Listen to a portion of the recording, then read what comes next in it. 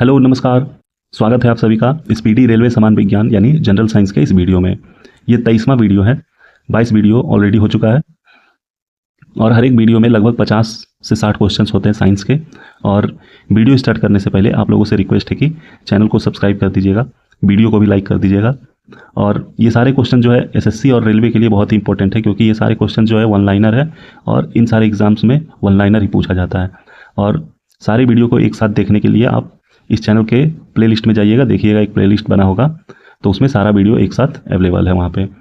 तो चलिए शुरू करते हैं इस वीडियो को। पहला क्वेश्चन है, पुच्छल तारा यानी कि कॉमेट्स कितने वर्षों पर दिखाई देते हैं? तो ये दिखाई देते हैं 76 वर्षों पे। कितने वर्षों पे? 76 वर्षों पे।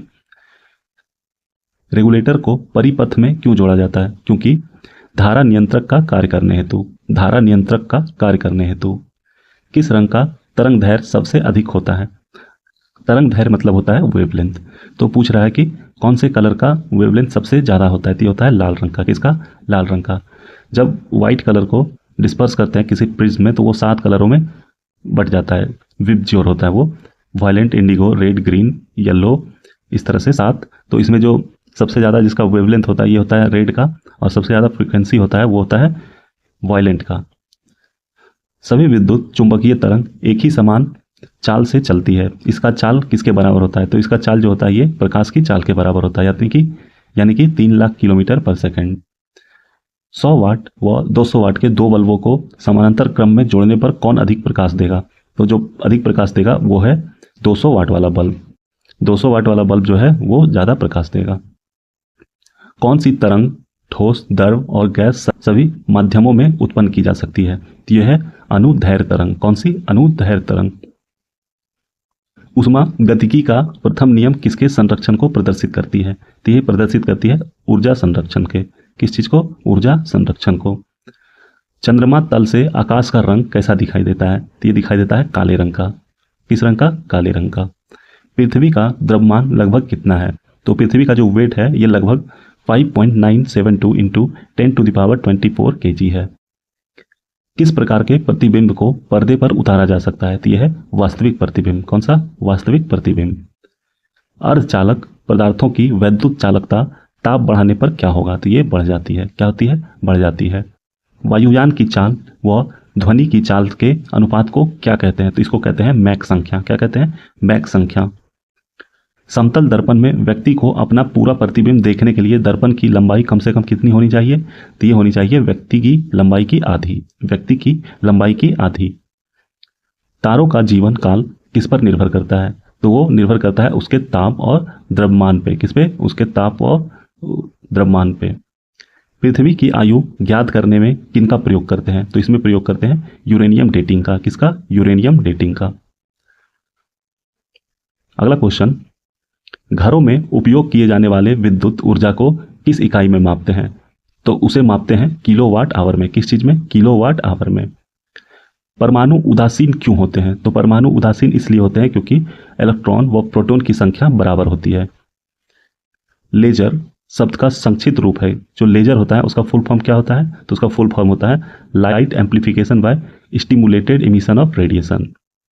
समुद्र की दूरी मापने की इकाई क्या है? तो इसकी इकाई है नॉटिकल माइल्स। क्या है? Nautical miles.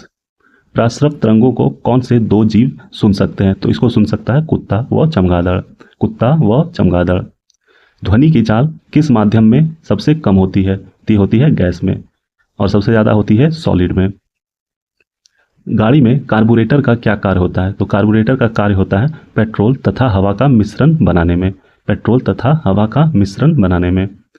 स्पुतनिक 2 की सहायता से अंतरिक्ष में भेजा जाने वाला पहला जानवर कौन था? तो ये था कुत्ता। क्या था? कुत्ता। इसका नाम था लाइका। ये एक कुतिया थी एक्चुअली। बिना उपग्रह वाले दो ग्रह मुख्यतः कौन से हैं? तो यह है बुध और शुक्र। बुध और शुक्र। इसका कोई भी उपग्रह नहीं है। किसी पिंड का भार सबसे अधिक कहाँ होता है? तो ये होता है ध्रुव पे। जो किसी भी वस्तु को अगर वेट करेंगे तो उसका वेट जो सबसे ज़्यादा कहाँ पे होगा? तो वो होगा पोल्स पे। और सबसे कम कहाँ पे होगा? तो वो होगा इक्वेटर पे। और जीरो एकदम हो जाएगा वो पृथ्वी के सेंटर पे। लिफ्ट में व्यक्ति का भार कब अधिक होता है? तो लिफ्ट में व्यक्ति का भार अधिक होता है कब? जब लिफ्ट ऊपर की ओर त्वरण से गमन करे, मतलब कि हाई एक्सेलरेशन से जब लिफ्ट ऊपर जाए तो व्यक्ति का वेट जो होता है ये सबसे कम होता है। किसी पिंड का वेग दुगुना होने पर उसकी गतिज ऊर्जा क्या होगी? तो ये 4 गुनी हो जाएगी। क्या होगी? 4 गुने। नदी में तैरता जलयान जब समुद्र में जाता है तो उसकी स्थिति पर क्या होती है? तो जो जलयान होता है यानी कि शिप्स वगैरह, वो थोड़ा सा ऊपर उठ जाता है। क्यों? क्योंकि जो सी होता है उसका डेंसिटी हाई होता है रिवर वाटर के कंपैरिजन, इसीलिए। वर्षा की बूंदें गोल होने का क्या कारण है? तो वर्षा की बूंदें जो गोल होती है उसका कारण होता है पृष्ठ तनाव यानी कि सरफेस टेंशन। कोई उपग्रह पृथ्वी के गुरुत्वाकर्षण से दूर अंतरिक्ष में कब जाएगा? तो वो जाएगा जब किसी वस्तु को 11.2 किलोमीटर प्रति सेकंड यानी कि 25,000 मील पर घंटा की चाल से भेजा जाए। मतलब किसी वस्तु को अगर इस स्पीड से फेंक दिया जाए पृथ्वी से तो वो पृथ्वी के ग्रेविटेशनल फोर्स यानी कि पृथ्वी के एटमॉस्फेयर से निकल लेगा, वो कभी फिर वापस नहीं आएगा पृथ्वी पे। आपेक्षिक घनत्व का मात्रक है, क्या होता है? तो इसका मात्रक कुछ भी नहीं होता है। अगला क्वेश्चन, हाइड्रोलिक यानी कि द्रव चालित प्रेस, द्रव चालित ब्रेक किस सिद्धांत पर कार्य करता है? तो ये करता है पास्कल के नियम पे। किस पे? पास्कल के नियम पे। यदि बैरोमीटर की रीडिंग एकाएक गिर जाए तो इसका क्या संकेत होता है? तो इसका संकेत होता है कि अब उस जगह पे आंधी या तूफान आने वाली है। बैरोमीटर की रीडिंग में क्रमिक गिरावट किसका संकेत होता है? तो इसका संकेत होता है कि अब वहां पे वर्षा होगी। बैरोमीटर की रीडिंग में क्रमिक चढ़ाव अगर दिखता है तो क्या होगा? इसका मतलब कि वहां का मौसम साफ है।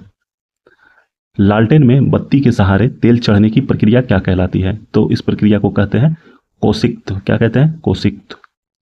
गेंद स्पिन करना किस सिद्धांत पर आधारित है? तो गेंद स्पिन जो होता है वो बेस्ड है बर्नौली प्रिंसिपल पे। किस पे? बर्नौली प्रिंसिपल पे। सेल्सियस और फॉरेनहाइट पैमाना एक समान पाठ्यांक कब प्रदर्शित करेगा? यानी कि कौन से टेम्परेचर पे सेल्सियस और फॉरेनहाइट बराबर होगा? तो ये -40 डिग्री पे। किस पे? -40 डिग्री पे।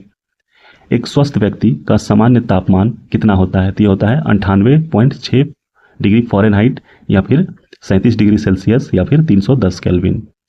जल का न्यूनतम आयतन कितना डिग्री सेंटीग्रेड पर होता है? तो ये होता है 4 डिग्री सेंटीग्रेड पे।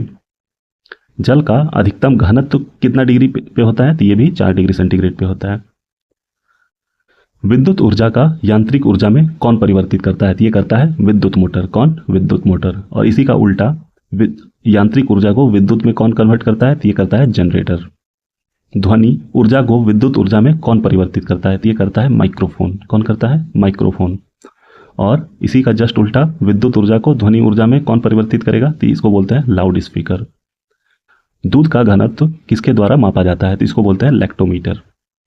निकट दृष्टि दोष में किस लेंस का चश्मा प्रयोग करता है? तो इसमें यूज होता है अवतल लेंस का। अवतल लेंस यानी कि कन्वेक्स लेंस। दूर दृष्टि दोष में किस लेंस का चश्मा प्रयोग होता है? तो वहां पे उत्तल यानी कि कनकेव। तो इतना ही था इस वीडियो में। पसंद आया हो तो लाइक कर दीजिएगा और चैनल को भी सब्सक्राइब कर दीजिएगा और बने रहिएगा हमारे चैनल पे ऐसे ही अच्छे जीके जीएस और करंट अफेयर के वीडियो और प्रैक्टिस सेट के लिए। धन्यवाद।